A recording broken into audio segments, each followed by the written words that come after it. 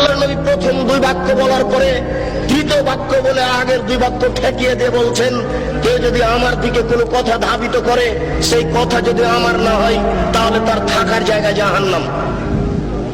এবার আপনার সাথে আমার কথা, আপনি যেদিন ক্লাস 2 এ পড়েছিলেন, সেদিন একটা গল্প পড়েছিলেন। নবী যে রাস্তা দিয়ে হাঁটতেন, একজন বুড়ি সে রাস্তায় কাঁটা পুঁতে রাখত। নবীর পায়ে কাঁটা পড়লে বুড়ি খুশি হতো। একদিন দেখলেন নবী রাস্তায় কাঁটা নাই।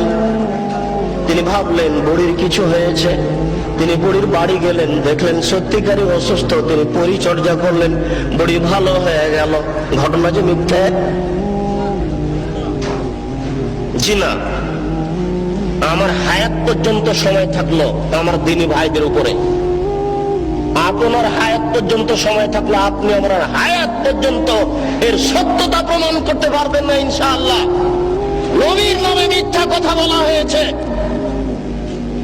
গাছ লাগান, পরিবেশ বাঁচান, নবী নিজ হাতে গাছ লাগিয়েছেন, মিথ্যা কথা। এই দেশের মাটিতে প্রায় 3 লক্ষ বানানো হাদিস আছে।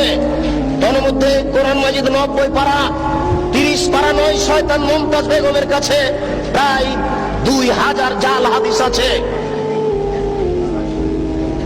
ধর্মকে বিকৃত করার জন্য লক্ষ লক্ষ হাদিস মানুষ তৈরি করেছে। আমাদের বাড়িতে 10,000-এর সিরিয়াল আছে।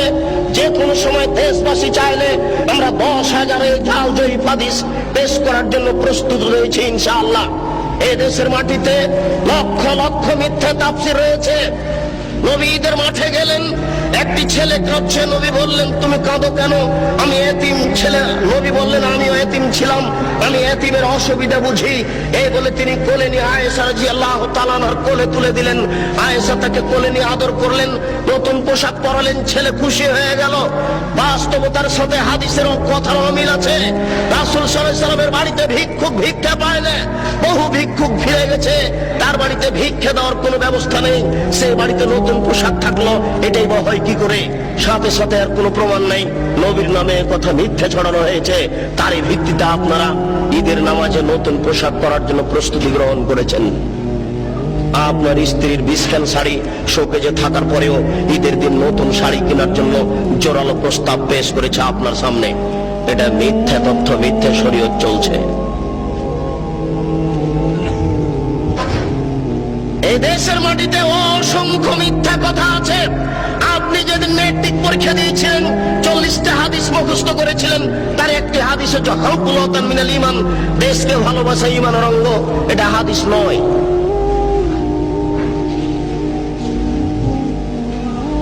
আমি যেটা বলতে চাচ্ছিলাম সেটা হচ্ছে, আল্লাহর নবী আগের দুটো বাক্য ঠেকালেন, পরের বাক্য বলে তিনি বললেন, বাল্লিগু আন্নী ওয়ালা আয়া।